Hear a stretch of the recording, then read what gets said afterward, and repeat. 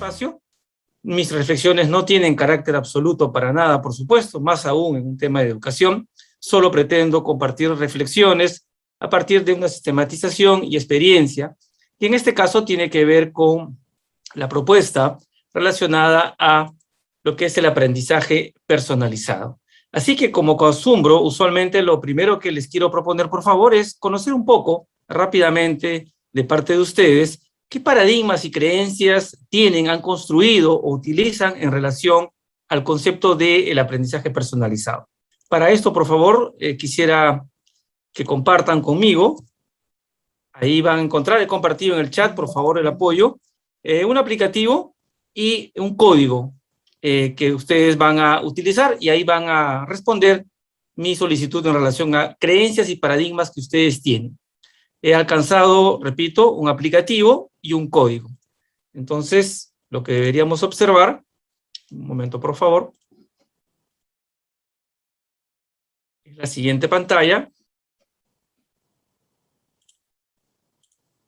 Vamos a mostrarla en este momento.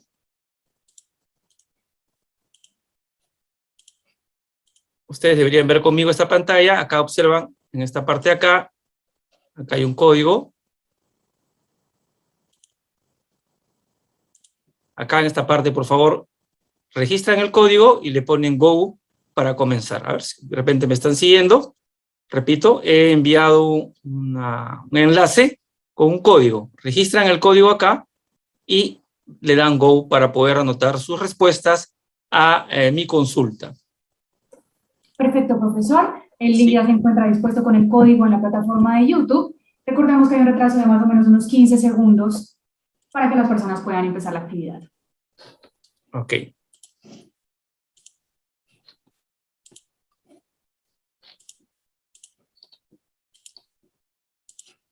Bien, entonces, una vez que han ingresado, ustedes van a encontrar la consulta, ¿no? ¿Cuáles son sus paradigmas sobre el aprendizaje personalizado? Y pueden redactar acá sus apreciaciones, su opinión en relación a las creencias que han construido o la forma como enfocan ustedes el aprendizaje personalizado, para conocer un poco desde la sala cuál es su perspectiva sobre esto.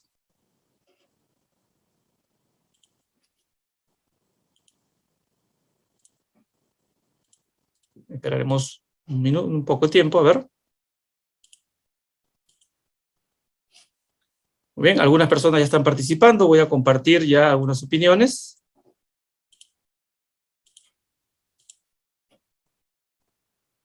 Perfecto. Alguien está indicando un proceso de aprendizaje es individual, por ende es el enfoque que debe adaptarse a los diferentes procesos. Otros han señalado que es disciplina. Bien, quisiera conocer algunas otras opiniones, si nos acompañan. En lo particular, haciendo una pequeña introducción, considero que es un proceso que supone acompañar las capacidades del estudiante en su progreso. Otros nos indican tiempo sobre el proceso y el desarrollo de acciones individuales. Perfecto. El proceso es individual, correcto.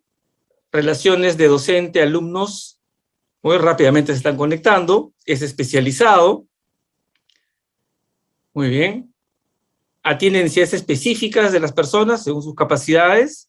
Como van viendo, bueno, intentando hacer una homogenización de algunas opiniones, tiene que ver con el tiempo, ¿no? Y tiene que ver con el progreso del estudiante y tiene que ver con sus capacidades. Excelente. Está digamos, presente el tema de la motivación, el seguimiento al alumno, y esto va a suponer recursos, va a suponer capital humano, va a suponer infraestructura, ¿no? Tomemos en cuenta esto. Está centrado en el estudiante, sin duda. ¿Correcto? Muy bien. Excelente. Muy bien. Entonces veamos que hay una serie de coincidencias en cuanto es un tema de tiempo, es un tema de progreso, es un tema de observar la forma como el alumno va adquiriendo sus competencias de una manera enfocada, obviamente, en sus propias capacidades. Excelente, colegas. Muy bien. Muchas gracias por haber compartido en estos breves minutos sus apreciaciones. El rol docente como facilitador. Muy bien. De eso vamos a hablar justamente el día de hoy. Excelente. Muchas gracias, colegas. Muchas gracias por sus apreciaciones. Muy bien. Dado inicio, entonces, a una pequeña exploración que nos permite el tiempo, vamos a iniciar formalmente nuestra participación.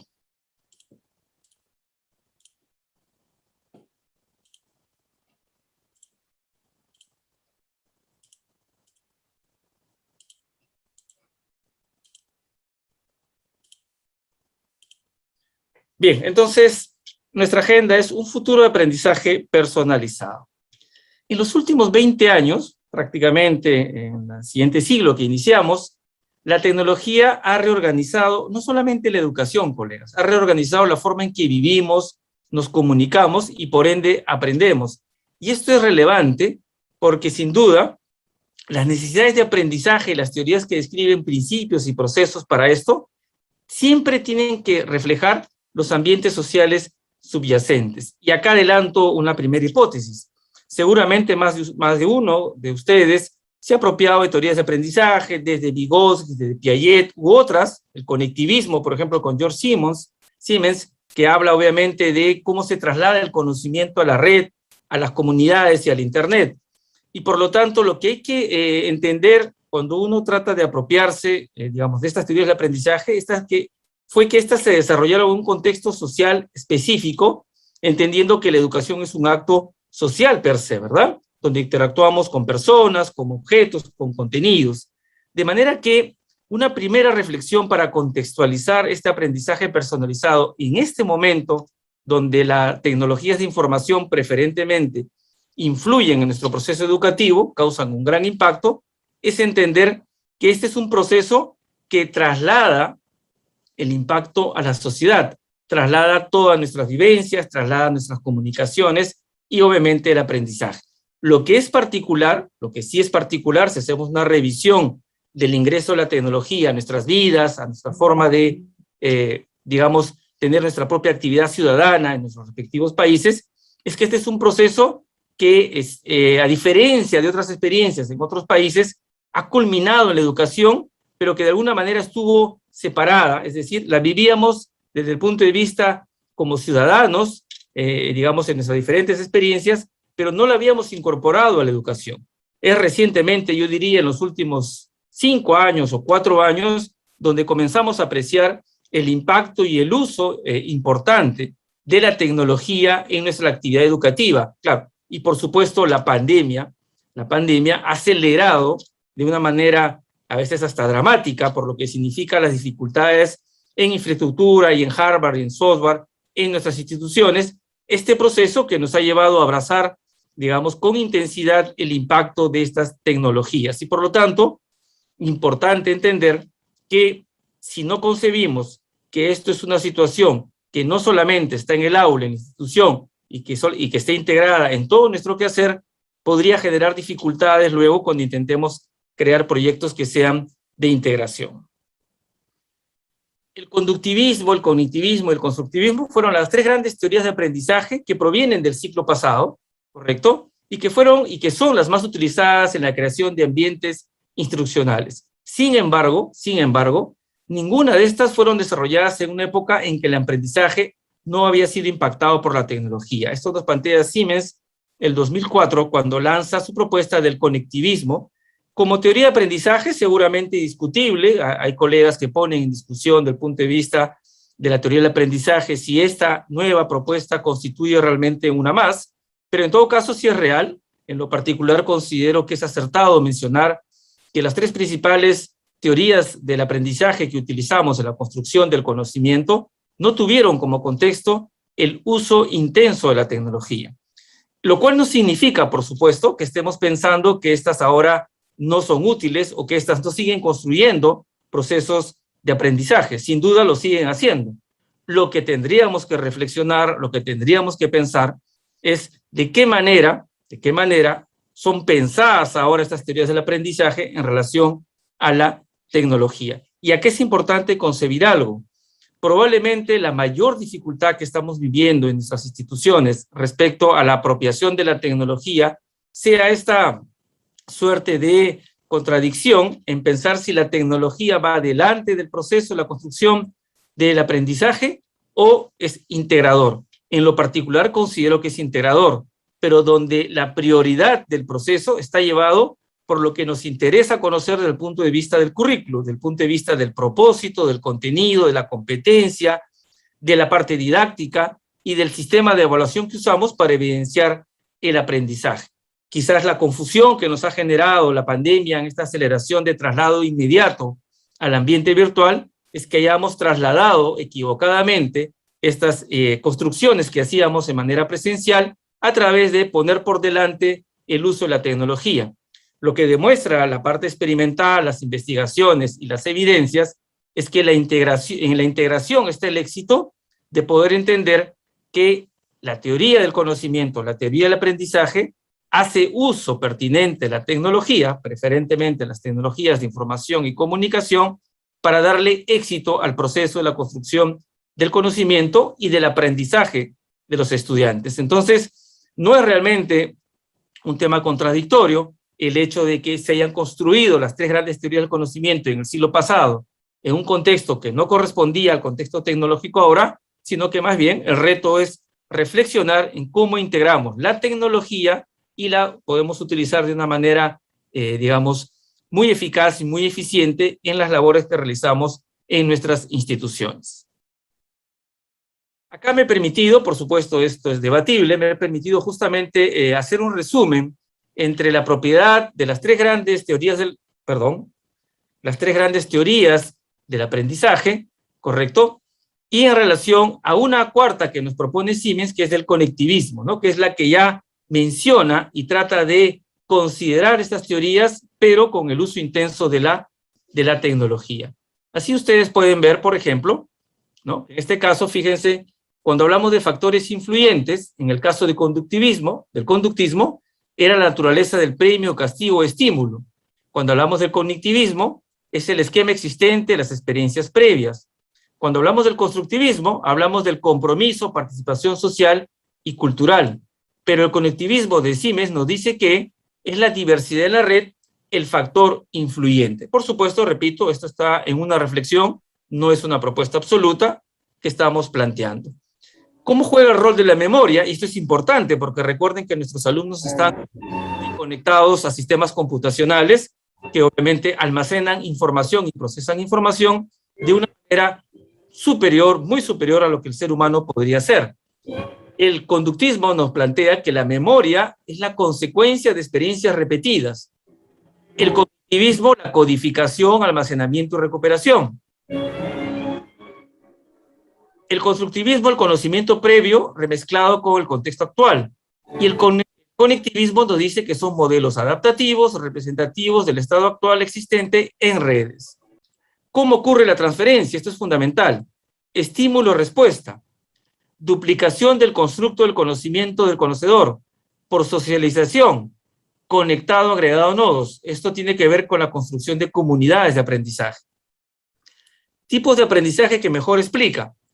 Aprendizaje basado en tareas, racionamiento, objetivos claros, resolución de problemas, social difuso, y acá nos dice el conectivismo, aprendizaje complejo, núcleo rápidamente cambiante de fuentes de conocimiento diversas. Entonces, como pueden acá observar en el resumen,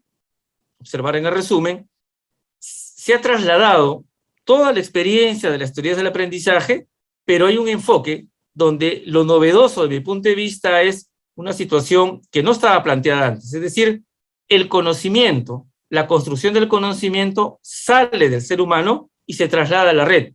El ser humano ahora desarrolla y construye su conocimiento a partir de la creación sistemática de él, pero a través de la red en todas sus formas y sistemas computacionales que conocemos.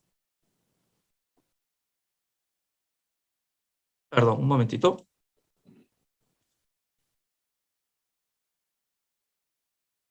Un momento, por favor.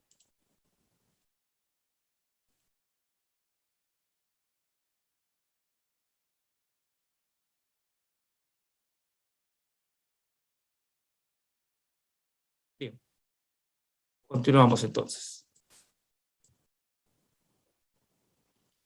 De manera que esta imagen representa lo que planteamos.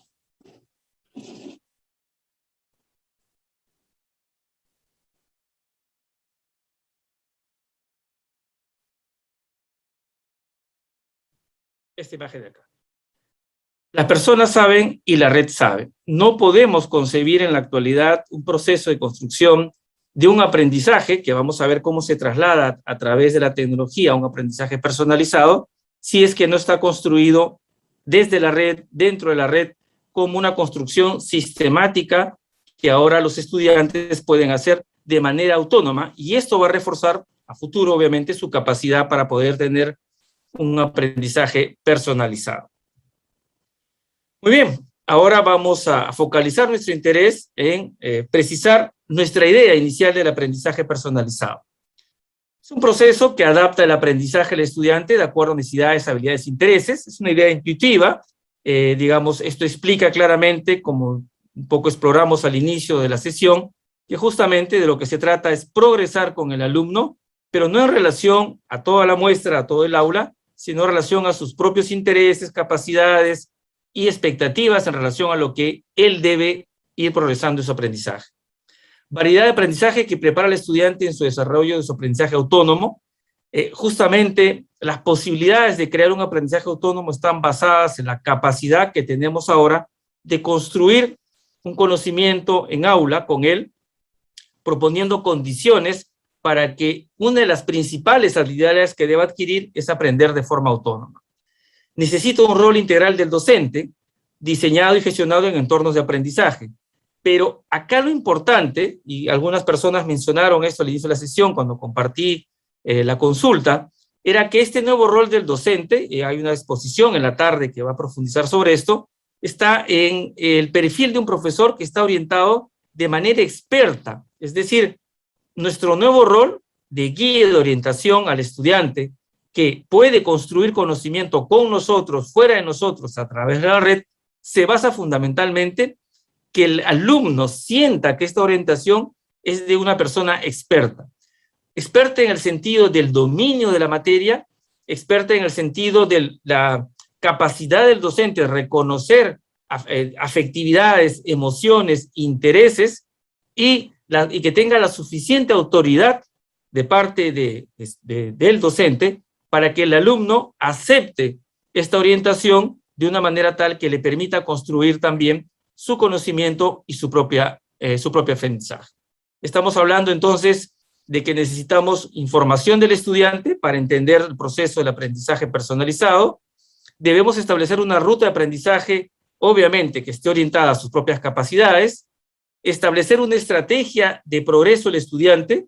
Esto no puede ser una actividad aleatoria o una actividad, digamos, que corresponda a un hecho particular. Tiene que haber intencionalmente actividad para que se produzca este hecho, un contexto flexible del aprendizaje y, por supuesto, un diseño curricular transversal. Desarrollar una intención de aprendizaje personalizado en un diseño curricular que siga siendo compartimentado, obviamente no va a ayudar a que esto se produzca. Por lo tanto, la sugerencia es que el diseño curricular para un enfoque de aprendizaje personalizado tenga características transversales e integradoras. Entonces, en el nuevo contexto digital, el docente desarrolla capacidades de formar asociaciones con los estudiantes para crear procesos de aprendizaje. En el nuevo modelo, la presencia de la tecnología se ha generalizado. La pandemia simplemente lo aceleró, pero existía ya, y la utilizamos para descubrir y dominar el conocimiento de contenidos, así como facilitar objetivos de aprendizaje en profundidad. ¿Cuáles podrían ser estos tres resultados de los siguientes términos? Primero, los alumnos desarrollan capacidades para crear sus nuevos conocimientos y dirigir su propio aprendizaje en forma eficaz, lo cual supone que van a alcanzar ciertos niveles de logro de desempeño. Disposición proactiva del estudiante y sus aptitudes para perseverar y superar desafíos. En estos dos conceptos de perseveración y desafíos es importante notar, y un colega lo precisó cuando compartí la sala, en el concepto de perseverancia. A veces se puede suponer que la educación que involucra aspectos de virtualidad, conectividad y de tecnología supone una disposición, digamos, más relajada que lo que el alumno podría tomar el aula, pero no es así. Definitivamente no es así. Yo creo que ya con casi 2 años de experiencia en trabajo 100% virtual, nos hemos permitido darnos cuenta que la perseverancia y la disciplina son dos condiciones para que un estudiante pueda desempeñarse adecuadamente en entornos virtuales. Y por último, y tiene que ver con este constructo completo de la integralidad del estudiante, se desarrollan personas cívicamente responsables para que sean alumnos de por vida. Seguramente más de uno de ustedes ha mencionado a sus estudiantes que ahora, obviamente, nosotros trabajamos para construir una habilidad, que es el alumno tenga capacidad de autonomía e intención de seguir formándose de manera continua. Esta imagen presencial que quise tomar para entrar a esta parte del nuevo rol docente, tiene que ver en que, como ustedes observan conmigo en pantalla, el alumno construye. El profesor está acá tomando una imagen, ¿no es cierto?, a partir de sus instrucciones, a partir de sus orientaciones, y el alumno va descubriendo, ¿no es cierto?, la creación, el diseño, el prototipo, de acuerdo a su disciplina, en función de un conocimiento, en función de una estrategia intencional del profesor, y sobre todo en función de que el profesor les propone un producto a elaborar. Es en el producto a elaborar donde el alumno es observado para ver si alcanzó los niveles de logro de desempeño esperados. Nuestra gestión pedagógica ha ido migrando y ha ido incorporando y ha ido buscando una integración.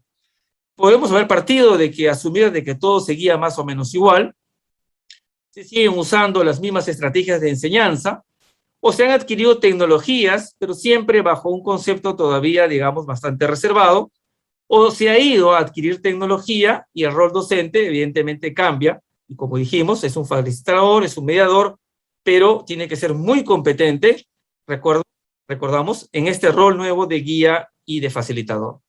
Pasamos a explorar nuevas estrategias porque esto supone el uso de las tecnologías de información y obviamente esto sigue siendo muy flexible porque los cambios se seguirán produciendo.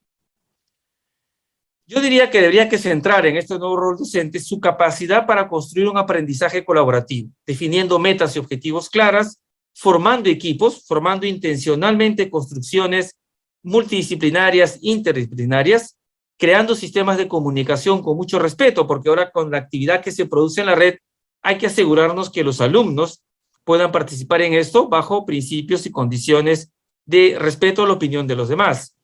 Orientación y guía, uso de metodologías y actividades diversas, hay que generar y intencionalmente producir el debate, la discusión, el pensamiento crítico de los estudiantes, programar de forma periódica nuestras actividades, presentar trabajos que fomenten la creatividad y la innovación, hacer uso permanente de los sistemas computacionales y crear sistemas de autoevaluación e inclusive de coevaluación. El otro tema está relacionado a nuestra capacidad de crear comunidades virtuales de aprendizaje. Para aprender y compartir, encontrarse y recibir, permite desarrollar habilidades, usar herramientas digitales y promover las TIC en el aula. Quizás uno de los mecanismos más interesantes dentro del aprendizaje personalizado tiene que ver en que tenemos que encontrar los temas de interés específicos que a un estudiante o a un grupo de estudiantes les puede tomar su atención. Y la mejor manera, o la manera que puedo sugerir, es aquella en la que esté basada en la construcción de las comunidades de aprendizaje. Cuando un estudiante o un grupo de estudiantes toma interés específico por una materia, en temas de STEM, ¿no?, de ciencia, tecnología, matemática, en temas de historia, en temas de arte, va a crearse una sensación importante en su participación y en la profundidad de su aprendizaje en función del interés que él quiera desarrollar. Para ir cerrando nuestra presentación, ¿cuáles son las experiencias de aprendizaje personalizado, pero ya en el contexto digital, como habíamos mencionado?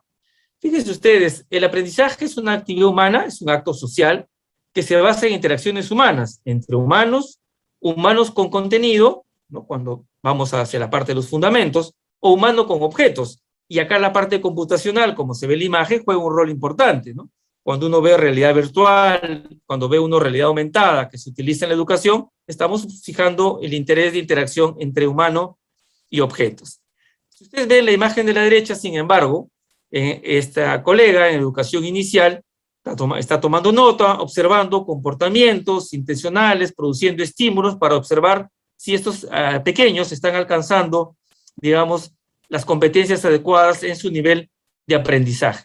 Entonces, los formadores podían observar, registrar y analizar, pero la pregunta es, ¿cómo podría hacer yo esta estrategia bajo este escenario? Esto ya no es posible. Los educadores, los docentes, los investigadores no son escalables. La pregunta sería, en esta aula, ¿cómo podríamos desarrollar aprendizaje personalizado? En lo particular, yo en estos 2 años de pandemia he pasado en aulas virtuales de tener 40 alumnos a 70 o 75 alumnos. Colegas de la región me mencionan algo similar, seguramente ustedes en aula también. Entonces, nuestra teoría, nuestros fundamentos, el uso de la tecnología, ¿cómo puede permitirnos escalar una situación que en las condiciones que observan no es posible? Si yo tuviera que hacer una hipótesis, es probable que los alumnos de la mitad para atrás no tengan capacidad en términos de cognitivamente apreciar lo que el profesor está desarrollando, mucho menos temas de interés, probablemente estén haciendo otras cosas, estén tomando su celular y revisando sus redes sociales. Entonces la pregunta es, ¿cómo a partir de la posibilidad de las tecnologías, de los sistemas computacionales, de la inteligencia artificial, yo puedo todavía hacer uso de los fundamentos de las teorías del aprendizaje, precisar un aprendizaje personalizado bajo estas condiciones?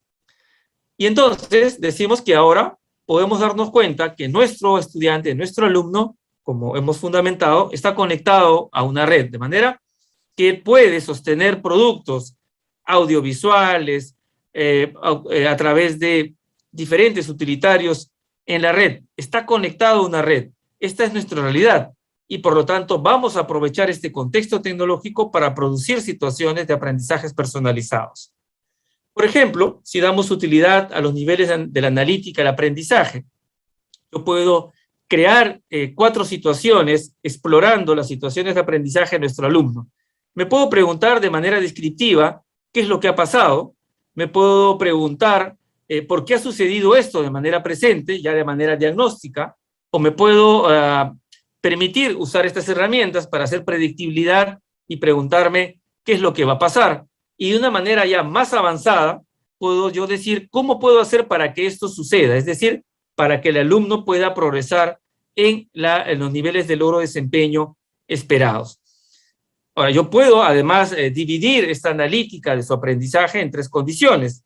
Una, por ejemplo, que tenga que ver con una analítica basada en lo que está aprendiendo. Esto, por ejemplo, está desarrollado por el doctor Maldonado Maguad de la Universidad de Cuenca, Ecuador, donde a través de un algoritmo lo que está mostrando es por qué algunos estudiantes están desconectados digamos, a través de la red, a través del estímulo de las actividades en la aula virtual, y sin embargo otros estudiantes sí se encuentran fuertemente concentrados en su participación en la red. El estudiante no aprende solo, el estudiante interactúa con otros compañeros, el estudiante interactúa con profesores, y el estudiante le es natural interactuar con sistemas computacionales. A partir de este mapeo, yo puedo observar y modificar e intervenir para ver qué acciones podría tomar yo para producir que más estudiantes puedan estar conectados a través del trabajo que les podemos proveer en la red. O podemos hacer analítica ya no de aprendizaje, sino de enseñanza. Acá, por ejemplo, a través de una plataforma Moodle en la Universidad Católica de Chile, lo que se ha registrado es por qué los alumnos, cuando tienen interacción con los materiales, van haciendo un progreso ascendente o descendente en su interés de su participación y uso. Es decir, acá podemos darnos cuenta si el material es el material apropiado, si por qué en ciertas semanas hemos creado una situación de intencional en el alumno de querer tomar en cuenta este material o no querer tomarlo en cuenta este material. O podemos hacer ya una analítica del aprendizaje desde el punto de vista de la gestión. Este, por ejemplo, es un tablero de la Universidad de Purdue, donde lo que se hace a través de algoritmos es modelar y determinar causalidades, por ejemplo, de deserción, o determinar, por ejemplo, el progreso de los estudiantes de una manera tal que en forma personalizada a través de la tecnología yo pueda generar situaciones de escalamiento individual de acuerdo a cada uno del progreso de los estudiantes. Entonces, podemos hacer analítica desde el punto de vista del aprendizaje, analítica desde el punto de vista de la enseñanza, o analítica desde el punto de vista perdón, de la gestión académica de la institución. Algunas reflexiones finales, entonces. El aprendizaje personalizado del futuro es un proceso que tenemos que planear, es deliberado, sistematizado e intencional. No es una simple novedad. Seguramente uno podría pensar que esta es una acción que y, digamos, empíricamente desarrollamos, pero hoy, como tenemos mucha tecnología a nuestro favor, debe tener un carácter de planificación. La mayoría de los elementos de enseñanza de las teorías de aprendizaje no son estrategias de enseñanza nuevas, las que hemos mencionado, aunque podríamos decir que las interacciones activas con los estudiantes para el aprendizaje sí lo son. El aprendizaje puede residir fuera de nosotros, a través de inteligencia artificial, machine learning o analítica de datos, y está enfocado en conectar conjuntos de información especializada y las conexiones que nos permitan aprender más y tener mayor importancia con nuestro acto actual del conocimiento. Finalmente, cito a Cobo, 2015, resulta de utilidad crear y adoptar instrumentos de seguimiento y evaluación que nos ayuden a comprender con mayor profundidad aquellos aprendizajes que ocurren en contextos que trascienden el aula, y es ahí donde justamente las tecnologías de información y comunicación juegan un rol fundamental.